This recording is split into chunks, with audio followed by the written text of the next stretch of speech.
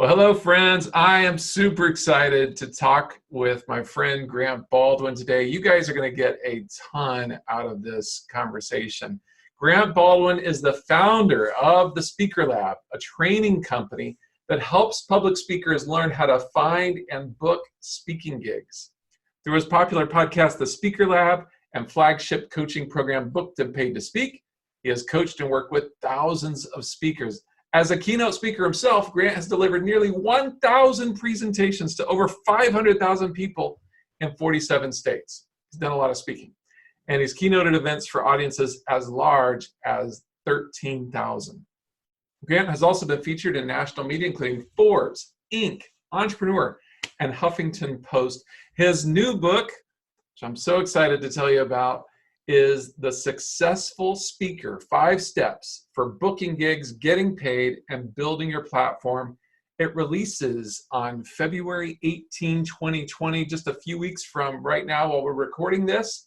Grant Baldwin, it's good to talk with you. Chad, Alan, my friend, I am so excited to be here. You and I were just talking a little bit beforehand.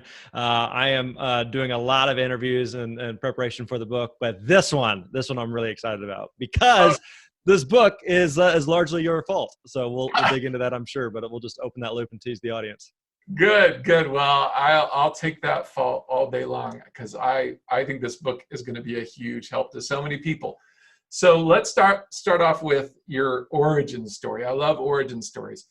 And I love, just hearing about how people like you started in the biz and ended up where you are. So would you be willing to tell us a little of your story? How did you get into speaking as a business? Yeah, so if we go way back in time, in high school, I was really involved in my local church, and my youth pastor had a really big impact in my life. He was a phenomenal speaker, and for a long time, I was like, I want to do that. Like, that seems really, really cool. The opportunity to speak and make an impact and to help students, that seems phenomenal. So went to college, then worked at a local church as a youth pastor, and had a lot of opportunities to speak there. So I was speaking primarily to students, but then occasionally speak on the weekend in big church. And speaking was one of those things I just felt like I was decent at. I knew I wasn't the world's greatest speaker, but I wanted to do more speaking. And so when I left that role in as a youth pastor, then I was felt like I was at the drawing board of like, all right, what do I want to do with my life? What do I want to be when I grow up type thing? And the thing that kept coming back to is speaking. I wanted to do more speaking, but I had no idea where to begin. And so one of the things we talk about in the book was I felt like I had the potential, but I needed the plan. I had the potential, but I needed the plan. There are so many speakers that we talk to that are in the exact same spot. Grant, I like speaking. I'm decent at speaking. I love speaking. I've got a little bit of experience speaking. I want to do more speaking. No idea. What do you do?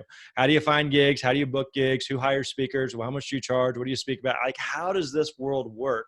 And so at the time, I didn't have the book. I didn't have any resources. I didn't have any, there's nothing out there I could really find. And so that led to me just stalking as many speakers as possible, pestering them with questions and just trying to figure out, how does this world work? And so went from 0 gigs to the point where eventually several years later, I was doing around 70 gigs a year, speaking full time all over the US. And it was awesome. I loved it. And then I started having a lot of people asking me like, hey, I see how you've built a successful speaking career. I would love to do the same. And some people who would want to do, 70 or more gigs a year. And some people say, I don't want to do that many, but I'd love to do, 5 gigs a year. And I just don't know, how do you find those 5? And so we started teaching some people about that, started doing a little bit of coaching. And then that basically evolved to the point where that's the core of what we do today is we teach people the ins and outs of the speaking world. We teach how to find and book paid speaking gigs. And that's led us to the book. So good. All right. So and you have the course, now you have the book, or you have hold the book so people can see it. We got the book, man. The book is here. The Successful Speaker, 5 Steps for Booking Gigs, Getting Paid, Building Your Platform. Boom, there it is. It is. Look how thick and pretty it is. That has value. It is, and it's pretty colors. It's delightful. Your name is mentioned in this. That's so good. Okay, so here's a question that I know will really resonate with my audience, and that is like, what are some of the mistakes you see aspiring speakers make? How do they screw up? Yeah. So inside the book, we walk through this 5-step process that makes the acronym SPEAK, S-P-E-A-K. The S is if you get to this part right, then everything else becomes much simpler. So imagine you're building a foundation on a house there. If you get that part right, then the rest of the house goes up a lot simpler and smoother. So the S is select a problem to solve. Select a problem to solve. And so there's really two sides of this equation. One is getting clear on who you speak to, and the other side is getting clear on what's the problem that you solve for that audience. The challenge that a lot of speakers have is that we just like speaking. Speaking is just fun. We just want to speak. And so we'll speak to anybody about anything. And so if we were to ask a speaker, who do you speak to? And they say, well, I speak to humans. I speak to people. I speak to anybody and everybody. My message is for the world. It's like, all right, that's a horrible approach to business. In the same way that if we were to ask a speaker, what's the problem that you speak on, or what's the problem that you solve? What do you speak about? If they say, well, what do you want me to speak about? I can speak about anything. Again, that just doesn't work. You have to be really laser focused on this is who I speak to, and this is the problem that I solve.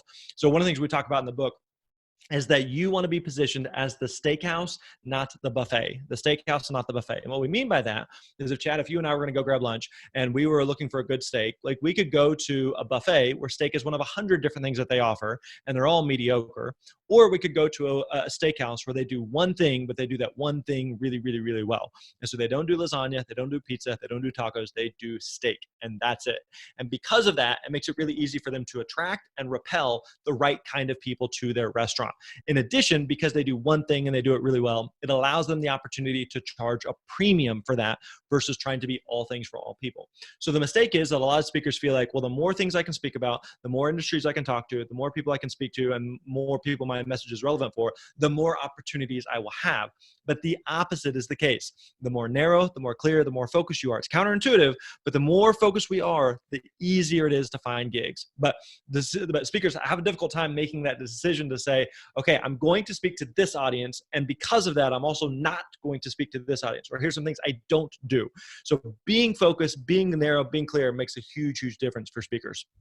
It feels risky, right? It totally does. Yeah. Because you feel like, again, the more things you can speak about. And so what ends up happening is you become this handyman, right? Of just kind of like, sure, I'd kind of do everything and nothing at the same time versus making a decision and saying, no, I do this and that's it. So a way to think about this is, let's imagine, God forbid, that one of us needed brain surgery, right?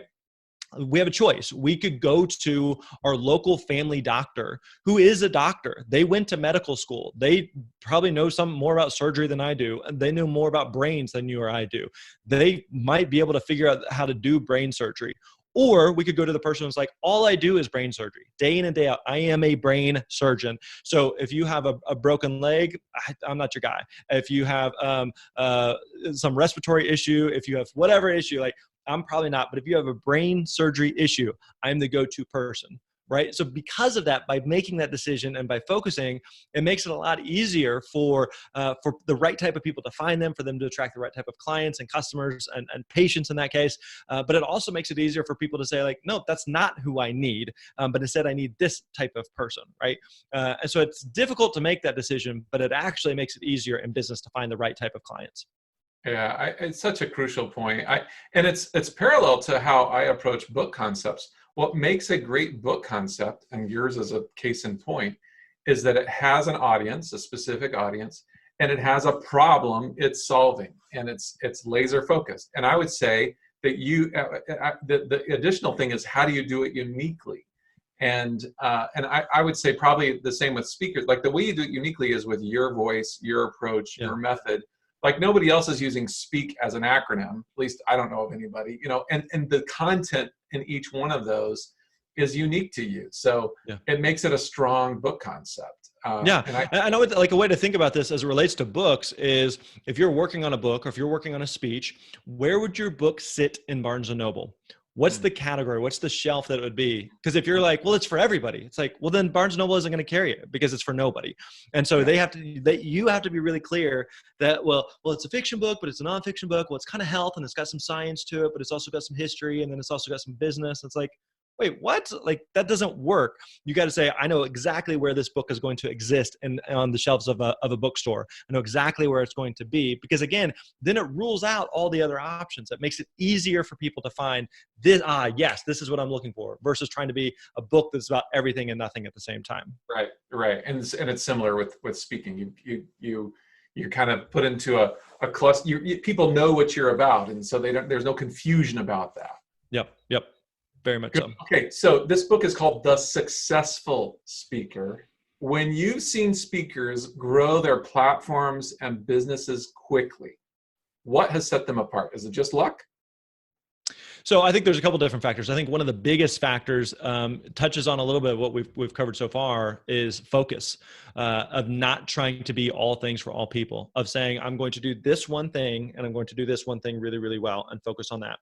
The mistake, again, a lot of speakers make is not only trying to speak to a bunch of other people and a bunch of other audiences, but try to do a bunch of other things. And what I mean by that is, let's say you were narrow. Let's say you were focused on like, okay, I know that I help with this one particular audience, solve this one particular problem. There are a lot of methodologies of how you could go about that. Speaking is one of those. You may also be interested in writing a book or coaching or consulting or doing a podcast or doing YouTube videos or doing Instagram posts or social media, or like on and on and on and on the list goes. All these things that you could do to help people with your message. But by saying, no, I'm going to focus on this. All those other things are good, right? But I'm going to focus on this. So that's one of the other things we talk about in the book. You can do all the things, but you can't do them all at once. Something's going to come first, something's going to come last. So you have to be really intentional about that. So for example, I think for me, when I got started speaking, it was a few years before I started messing with a book. I'd never really messed with coaching. I never messed with consulting. There's all these things that I could have done that would have made sense, that would have been justifiable. But I was like, nope, just speaking, just book gigs. That was 100% my focus, versus trying to do all these other things, thinking like that's going to lead to magically something else. But saying like, no, all I do is I do this one specific thing, versus again, trying to, even if I'm focused on this is who I speak to, this is what I speak about, but focus on booking those gigs, not on trying to do all the things. So I think that's one of the biggest things that any speaker can do in order to be successful, is having that focus and having a long-term perspective on it. Just because you decide on Friday afternoon that you want to be a speaker, if you read the book and you're like, okay, I'm ready to go, I'm going to be a speaker, like it's not going to magically fall in place by Monday. Like you still have to work at this. You still have to take action on it. You still have to do something with it, and know that it's going to take time. So having a long-term focus on like, I'm going to stay the course on this. So I think I'll give you an example. If we fast forward to today, with what we do within my company, the Speaker Lab, is we help speakers understand how to find and book paid speaking gigs, right? Again, the people that come to us are interested in speaking, but they're also probably interested in writing and publishing and coaching and consulting and all these different things. So we could say, okay, we're also going to have, we're going to teach writing, or we're going to teach coaching, or we're going to teach consulting. And we could teach all these other things, but we say, no, we help speakers. And here's how we're going to help speakers, instead of trying to be all things for all people. So I think focus makes a real big difference in terms of having that, building that long-term results. Yeah, good. Okay, so this is interesting. And what I hear you saying is, look, you've got to go all in on speaking. That is how you make progress, rapidly. Well, it depends on what your goal is, right? So the caveat would be, for some people who are listening or watching this, who say, I want to speak 100 times a year. That's all I want to do. Okay. Then you have to treat it as such, versus if you say, like for yourself, Chad, you have other things going. You probably don't want to speak 100 times a year, but maybe you're interested in speaking 5 or 10 times a year, right?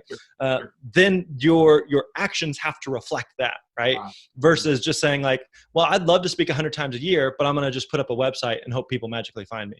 Like that doesn't work. Like you have to start to generate some activity and start to generate some momentum there. So again, whether you speak 100 times a year or once a year, it's not that one's better or worse than the other. Like they both work. You get to make the rules to the game of what works for you. You just have to determine like what those rules are and make sure that your activities match that. Okay, can we go a little deeper into just the process of getting a speaking gig? Some people listening to this right now, I'm sure they're thinking, man, that sounds like, living the dream. But sure. Let's just take decision makers. How do I find the person who makes the decision on whether or not to hire me as a speaker? How do I begin building a network of those people? Yeah. So there's a few things you can do. The first thing I would recommend is that you make sure that you let everyone in your sphere of influence know that you're a speaker. People won't think of you as a speaker if you don't tell them that you're a speaker. So let everybody know that you're a speaker. This is what you speak about. This is who you speak to. This is the problem that you solve for that audience. Now, you may think, well, there's nobody in my sphere of influence. None of my family or friends or colleagues are event planners. They're not looking for speakers. I get that. That's fair. But they may know someone who is, or they may be connected to someone who is, or someone may come across them and say, hey, this is random, but do you know anyone who would be a good speaker for this? Actually, yeah, as a matter of fact, I do. This person just mentioned it. You got to talk with them. People won't think of you if you don't tell them that you're a speaker. So one, make sure everybody in your world knows that this is the case. Make sure you put it on their radar. The second thing that you can do is that you can start spending some time looking for actual events. So you can spend some time just on Google looking up events. And so you could search for, let's say that you speak to realtors, right? You could look up a realtor conference, realtor association, realtor group, realtor training, realtor event. And you can do some of these different searches with some of these different keywords to find actual events around this subject or topic that you speak to or the audience that you speak to. So from there, then you can also, you can look up and get some information about the event. And oftentimes you can figure out from just a website who the event planner is. And sometimes maybe you make your best guess that oftentimes it may be like the executive director or some type of whoever the top person is. Sometimes it would be them. Sometimes on titles, if there's a bunch of people involved in it, it'll say event planner or event coordinator or something to that degree. So sometimes you can kind of make your best guess on who it is. So you can start with that, of starting to reach out to those people. We dig into like actual email scripts of exactly what you should be saying inside the book on that. Other things you can do is to network with other speakers who are speaking at similar events, because there are events that getting referrals from other speakers works really well. There are events that where maybe someone inquires to me and says, hey, are you available to talk on this topic? And maybe I'm not, but I said, actually, you should talk to my friend Chad. Chad would be a great fit for that. Or Grant, are you available on this date? I'm not, but you should talk to Chad. He might be available on that day. Or Grant, you just spoke at our event last week and you did awesome. And so we want to have some other speakers come in the coming years before we have you back. Who else do you know? Yeah, you should talk to Chad. Chad would be great.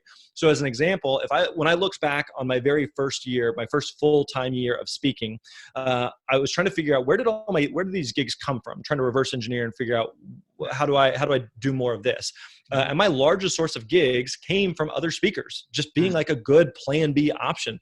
There are events that come to me regularly that I know I'm not a good fit for, but I still want to help the event. So I say, you should talk to this person. You should talk to this person. So being this person or that person for other speakers can be a win. So it's not just, again, I put up a website and now I just sit back and I wait for gigs to come. It's a lot, like speaking is very much a momentum business, that it can take a minute to kind of build some of that momentum. But the more there's a saying that my friend Michael Port says. He says, the more you speak, the more you speak. That speaking leads to other speaking. So whenever you are doing that thing and you have the ball rolling, then it leads to other opportunities, right? You have someone in the audience who sees you, or you get some repeat business. And I can tell you story after story after story of those type of situations where I went and spoke at something and it led to this, and that led to that, and that led to, and I couldn't have reverse engineered that, but just the fact of speaking on a regular basis and being active as a speaker opened up some of these other doors of opportunity. Sure, that's awesome. Okay, so it's one thing to build a speaking business for its own sake, but I work with a lot of writers who want to speak as a way to build an author platform so that publishers will take them seriously and so they can sell more books. What advice do you have specifically for writers? Yeah, so having a book as a speaker can be a really, really powerful tool. So one of the things that helped, at least I think, you can speak to this probably better than I could, but I think helped get us this book deal in the first place was that when I was doing a lot of speaking, I had self-published a book. I was doing a lot with high school students and had self-published a book. We'd sold about 30,000 physical copies of this book. And that's a lot of books. And we self-published it. We would do print runs of a few thousand. We'd keep them in our garage, and we would just one book at a time for the most part. Occasionally we'd have an event that would buy, a few hundred or something, but a lot of times I would go speak. People would like it. They would line up and then $10 a pop, just selling books. And so because you go speak, you have that natural audience of people who want to then buy your book. And so I would say of the 30,000 copies that we sold, 99.9% of them were because of I just spoke and someone bought a book. or somehow connected to speaking versus like I randomly stumbled across this on Barnes & Noble or on Amazon or something. The majority of them was because I was speaking. So that makes a big, big difference. It's really important though to make sure that if you're going to do a book, that it is connected in some way to the topic that you're already speaking on. Now, this seems really obvious, but I'm amazed at the number of authors who don't do this, who say, okay, I have this book on X topic, but I speak on Y topic. I was like, there's a complete disconnect there. You have to make sure there's congruency between this is who I speak to, and this is what the book is about. And it's the same group of people, right? Because then there's a natural tendency for people who say, I just saw you speak and I want to buy the book, versus I have this book, but it's totally unrelated to what I just talked about. So the other thing I would say is that speaking and writing can work really well, because speaking helps you to test your material. And what I mean by that is I had been speaking for a couple of years before I wrote this first book for students. And so I found that like I'm getting these same questions from students, and I'm giving this answer and it's not quite making sense, so I'm going to tweak it this way, or I'm telling the story and I'm going to kind of modify it. It gives me that real-time feedback, because here's the challenge with writing. When people read this book, I will never get to see their faces as they read it, right? They are going to read it on planes or listen to the audiobook or in their living room or wherever they may be. I never get to see that. But whenever I speak, I can immediately see like, okay, they're getting it, or they're clueless, or that didn't make sense, or that didn't land the way I thought. And now I'm getting this question every time, and I'm getting that real-time feedback. So the more I speak, the better the content becomes, because I'm refining it each time, so that by the time we create a book like this, it's because I've spoke on this hundreds of times and I know like, okay, this is what people are looking for. It's really dialed in, versus trying to create something in a vacuum and then putting out in the market like, I hope I got this right, and you don't really know. So speaking can really, really work well in congruency with writing and making your writing better. Yeah, that's huge. That is so huge. I think we've all read books that felt like, this could have stayed in the oven a little longer. Yeah, totally. It's a little half-baked, versus reading a book. I remember reading Essentialism by Greg McKeown. And, when I read that book, I could just tell like, he has sat with these ideas. This is such a well-developed piece of content. And writing can help develop your own thinking, anticipate those questions, objections from other people, and incorporate all that into the book that you're sending out into the world. Because not only do you not see people's expressions when they read the book, it's also it's a lot more difficult to change the content. Like it's really easy. Like if something goes wrong in a talk, the next time you talk, you can change it, right? Well, like you tell Baker, this is set. Right. Exactly. Like, not that the publisher wouldn't try to help you out if there was something like really wrong with chapter 3, but it's a lot more difficult. Yep, very much so. And it reminded me, I think it was Rob Bell who said, things that are cooked in a crock pot taste better than things that are cooked in a microwave. So whenever you're just carrying something around, you're just kicking it around, I'm just stewing on it, and I'm just trying to figure out, how does this work? How does this make sense? And it's hard to quantify that at times because you're just thinking, right? But thinking about it kind of helps flesh it out, try to help organize it to the point where like, okay, bam, I got it. And then by speaking about it, it helps you kind of workshop it. So by the time it gets to book format, you're like, this is really well crafted. This is really well polished. Yeah, that's good. Well, that leads me to this question. Are you a little hungry? Because you started with steakhouse. the more we talk about it, the hungrier I'm going to get. I didn't have breakfast this morning. So yes, now that you mention it, now I'm hungry. Okay, we'll just keep those going, those food metaphors. All right, so I had this community of writers called Book Camp, and this question comes from one of the book campers. The question is, how do you make the leap from blogging to speaking? Any thoughts on that? Yeah, I would kind of go back to what we just touched on, is you want to make sure there's congruency there. So you want to make sure that a couple things happen. When we were talking about selecting a problem to solve, there's the first two questions we talked about, which is who do you speak to and what's the problem that you solve? But then there's kind of a third question of where do those people gather? Where do those people gather? Because let's say that you blog on a certain subject or topic and you are the world's foremost expert on this, you're deeply passionate about this. It doesn't necessarily mean that people hire speakers to talk about that, right? So just because you're like, I'm really passionate, I have this amazing blog on underwater basket weaving, that's great, but if there may not be events around that type of topic. The other thing I would go back to would be, it kind of depends on what your goals are. So if you said, Grant, I want to speak 100 times a year on this really niche type of topic, that might be difficult, versus if you said, I've already got a bunch of things going, but I wouldn't mind speaking 5 times a year on this niche topic. Yeah, there might be 5 events or more that you could find that you could make work, right? So, it's important to figure out what is the market for the actual speaking opportunities. Because again, just because you're passionate about it doesn't mean that there's an event. Just because you think other people should care about it doesn't mean that there's events. Now, one thing that we talk about in the book is what we call this Trojan horse method, where figuring out what is the thing that you could speak about, but there may be a different angle where you can wrap it differently. That is what an organization is looking for. So I'll give you an example. When I was doing a lot of speaking to students, my wife and I were going through some of like Dave Ramsey's material. We were getting out of debt. We were paying off that stuff. And so personal finance was really important to me. I was like, I gotta speak to students about this. I was like, if they get this right, this makes a huge difference in their lives. So everybody would say that speaking to students and teaching students about personal finance is really, really important. But I had a really difficult time getting schools to actually hire me to talk about that. But what I did find is schools oftentimes wanted me to come in and talk about how to help their students make a smooth transition from high school into college and the real world. And so I started doing some talks around that, and I started getting booked a lot around that topic. And within that, of helping students make a transition from high school into college and the real world, one of the things we talked about was personal finance. Because here's the thing that naturally fits there, but it's wrapped differently than what they were looking for. So you want to make sure ultimately that, again, there's congruency between this is what I blog about and this is what I'm interested in speaking on, and that there's actually a market for me to talk about that to people. That's so important. Yeah, I feel the same way about books. I mean, I just see parallels everywhere. You know, we might be accustomed to thinking of our content in one particular way, but the reality is there's multiple ways to position it. And some of those ways are more applicable to our audiences than others. Yep. Okay, here's another book camper question. As writers, we're used to, this is more about the craft of speaking, like, you know, like the delivery of it. As writers, we're used to crafting words carefully. How do you make sure you say things in the way you want to say them without sounding like you're just reading or saying something rote from memory? How do you do that? Totally. Yeah. Great question. So I actually recommend, and there's different approaches to this. I actually recommend that you do manuscript out your talk. Now, when you manuscript it, the point is that it forces you to think things through better. So if I were to ask you right now, Chad, tell me about whenever you proposed to your wife, like you could probably tell us that story off the top of your head. You lived it, you experienced it. She said, yes, it all worked out.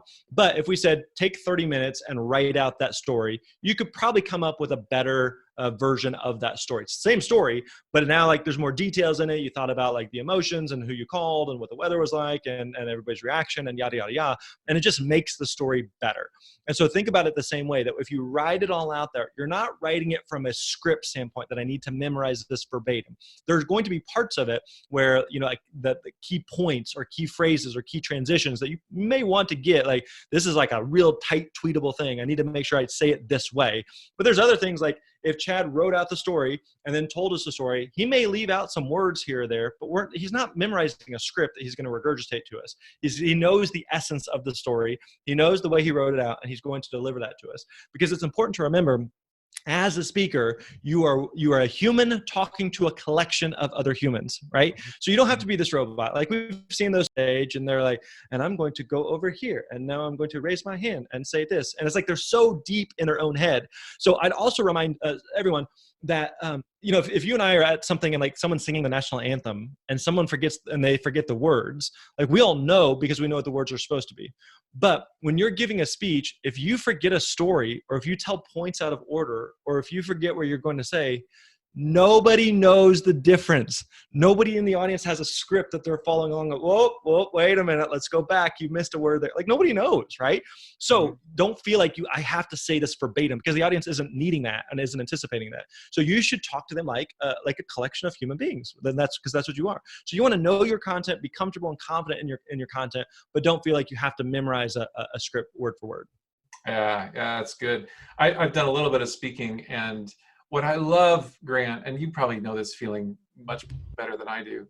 What I love is that feeling where I know my content. So now I can focus on connecting with the audience, moving back and forth across the stage, like being animated, having some energy. I get to focus on all the live experience of speaking, right, rather than, you know, remembering what I have to say.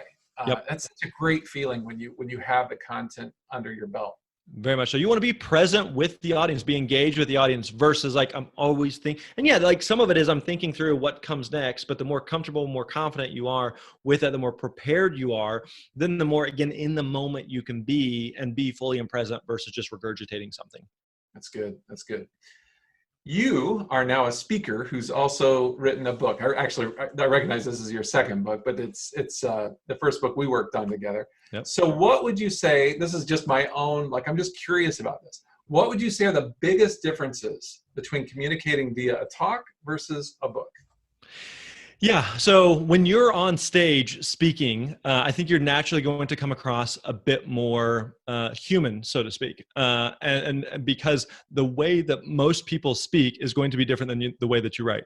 The way that I speak with my inflection or tone or pauses or cadence or those type of things, it's hard to translate some of that stuff into a book. I know, I don't remember if we talked about this when I was reading the audiobook for this, that I had a difficult time with that because there are times where it'd be like, either I'm going too slow or I'm going too fast or the cadence is off or different in some way of how I would say it. So there is a little bit of a difference there. The point being that they are different forms, they're different mediums, but they are both still effective ways to communicate. So that's why I say whenever I'm creating a new talk, I will manuscript it out and I'll think about how would I say this. And sometimes, again, the way that you would say this may or may not translate into the written word. So there are going to be some subtle differences there. But again, like ultimately, like both are, incredibly effective for speaking and communicating. Yeah. Yeah. They're just different packages, Yep, totally. Yeah. I know one big difference is when you're speaking, it often makes sense to repeat a point that you've made, just to like underscore it. Yep. In a book, repetition, I mean, unless it's done very intentionally, it's mainly annoying. Yeah, it becomes hokey and cheesy. It's like I just read that. What are you doing? And so there's some of those things where you miss some of the nuance that the written word can't display versus speaking. So again, it's not that one's better or worse than the other. They're both just different mediums. Yeah, that's good. Okay, so let's go a little deeper into your book. We've already talked about different pieces that are in there. And by the way, guys, this is just like the tip of the iceberg. There's so much. I've read it, and by the way, let's just tell people like the backstory here between Grant and me on this book is I was at Baker, and this was actually, I don't know if you know this, Grant. This was actually the last book I do. It's also the last book you acquired for Baker, which I'm like, you're going out the door. Why didn't you give us a bigger advance? It wasn't going to affect you in any way. So I'm still bitter about that. I thought it was a pretty good advance. It was a very good advance, but I'm like, he's leaving anyway. So I'm just kidding. Fortunately, I didn't have to make those decisions on my own. Yeah, so I helped you out with the proposal a little bit. And then I presented it to the pub board and acquired it, then helped you guys develop the manuscript, you and Jeff Goins, who's kind of helping you out with the writing. Yeah. And anyway, it was a blast. It is such a joy to see the physical book actually Yeah, well, and I want to tell my version of the story. So, okay, right. so Jeff was hosting some type of kind of luncheon type of thing that you were attending. I came and did a little Q&A about speaking, and then I think you had asked Jeff, if I was interested in doing a book. So Jeff texted me, and the whole thing started with, "Have you ever thought about writing a book?" And I was kind of like, like I candidly, this is probably not the audience to tell it to. Like, I don't necessarily enjoy writing.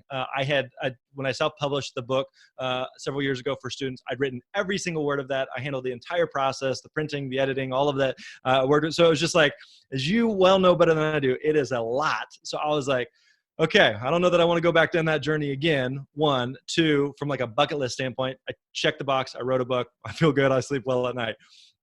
So then I was kind of like, I don't know. And he's like, you got to meet with Chad. Chad is worth talking to. So we went and met up at a Starbucks there. And I think I kind of told you, I was like, I don't know. I get the value of the book. I just know it's a lot of work and we've got other things going.